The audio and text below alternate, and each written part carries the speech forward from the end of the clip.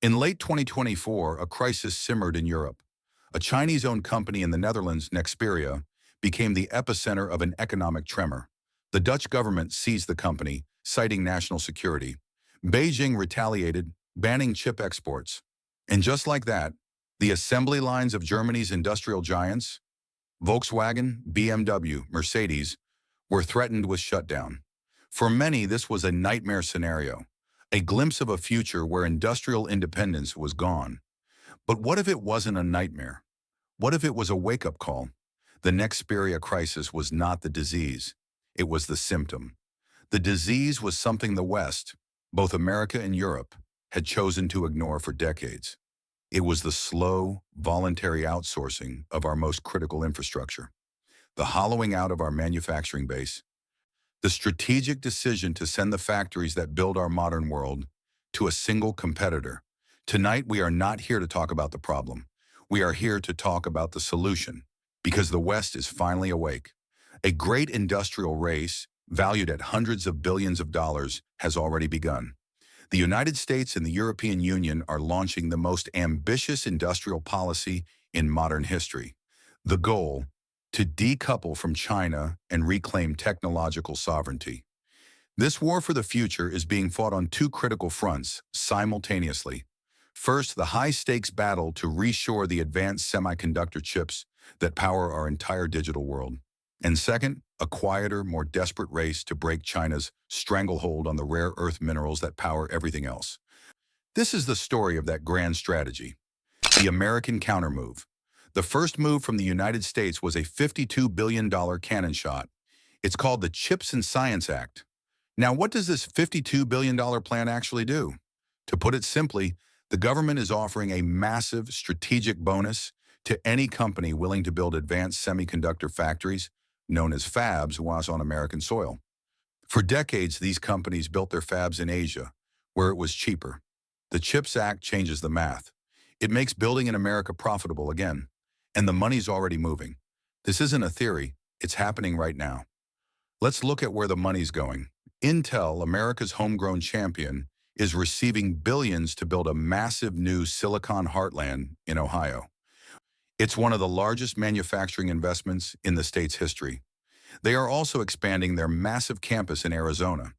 But it's not just American companies.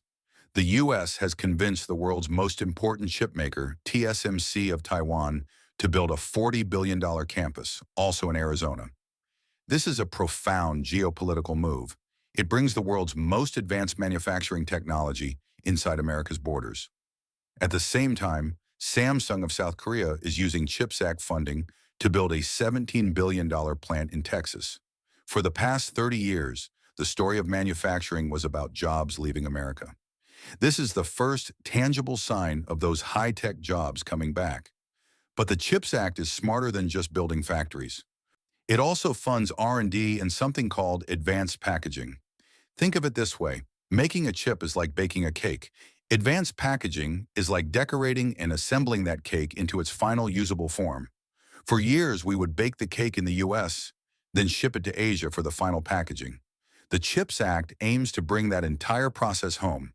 The strategic goal is reshoring, to create American jobs, secure America's military supply chain, and ensure that a crisis like the one in Germany can never happen here.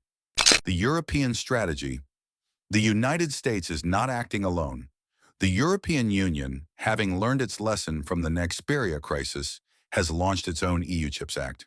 It's a €43 billion plan, and their goal is just as ambitious. By 2030, the EU wants to double its global market share of semiconductors to 20%. But Europe's strategy is different from America's. The US is using its massive checkbook to reshore the factories. Europe is leveraging a unique, powerful weapon that it already has. They have something that both the United States and China desperately need, and neither one can make. It's a Dutch company called ASML. To understand this, you need to know how chips are made. The most advanced chips have circuits so small you can't see them with a normal microscope. To print these circuits onto silicon, you need a special kind of light. ASML is the only company on Earth that has mastered this technology, called extreme ultraviolet lithography, or EUV. They are the sole manufacturer of EUV machines. A single machine costs over $200 million.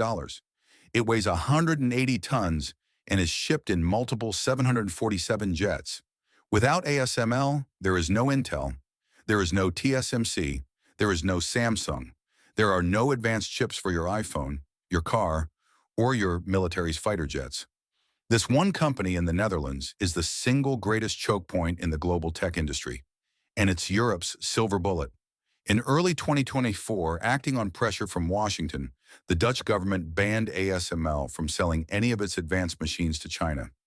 This wasn't just a trade dispute. This was a targeted strike. It was designed to halt Beijing's technological ambitions in their tracks. The West had finally drawn a line in the sand. China's $275 billion countermove. But while the US and EU were spending their billions, Beijing was preparing its counterattack. And China is not countering with billions. It is countering with hundreds of billions. In 2024, as a direct response to the CHIPS Acts and the ASML ban, Beijing quietly launched Phase 3 of its National Semiconductor Investment Fund. It's known as the Big Fund 3. According to reports from Nikkei Asia and strategic analysts, the size of this fund is staggering. It's estimated to be over 2 trillion yuan. That is 275 billion US dollars. That single fund is more than 5 times larger than the US CHIPS Act. It is a technology war chest unlike anything the world has ever seen, and Beijing is deploying it in a brilliant two-part strategy.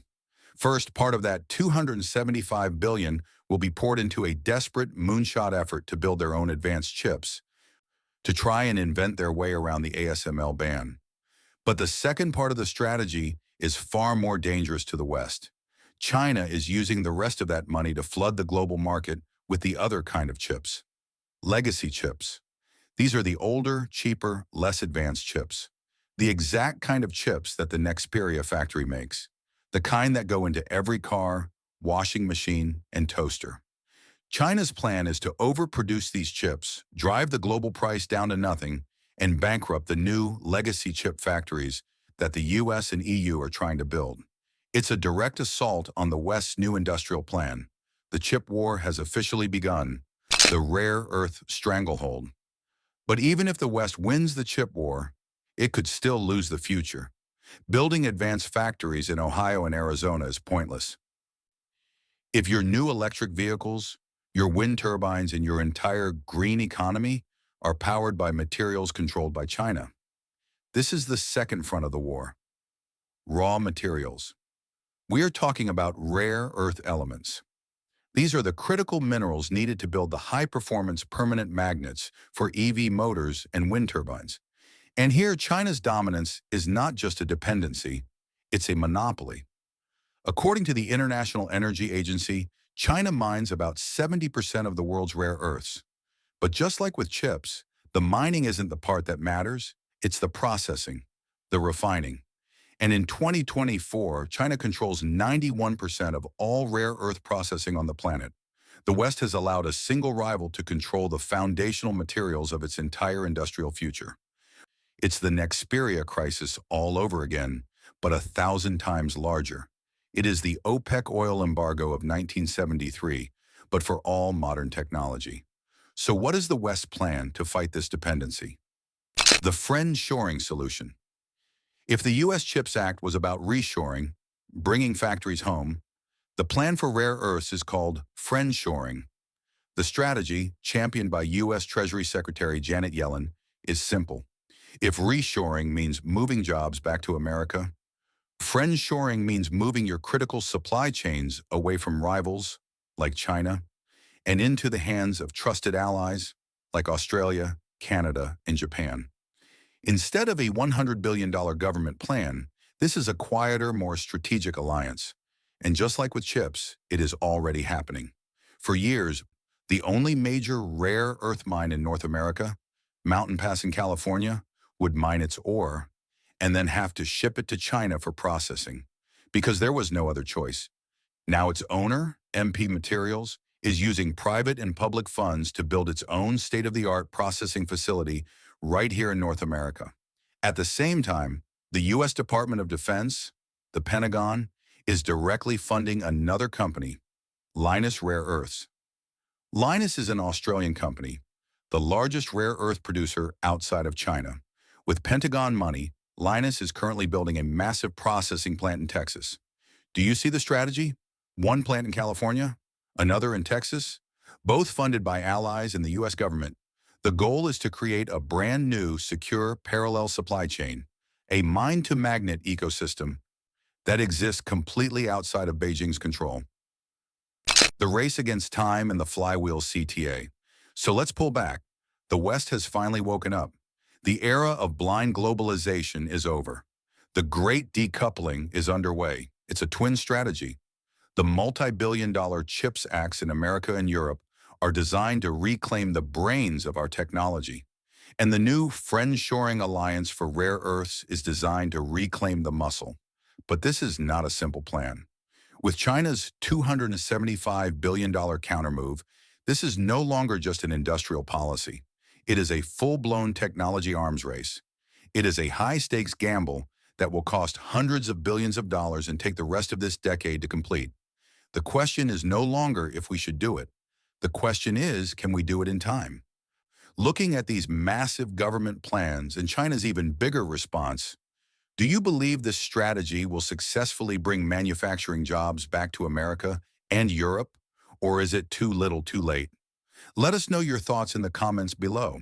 But building the factories in America is one thing. Controlling the tools that go inside them is another. In our next video, we will investigate ASML, the one Dutch company that holds the secret to the world's most advanced chips, and why both the US and China are fighting to control it. Make sure you are subscribed and have turned on notifications so you don't miss it.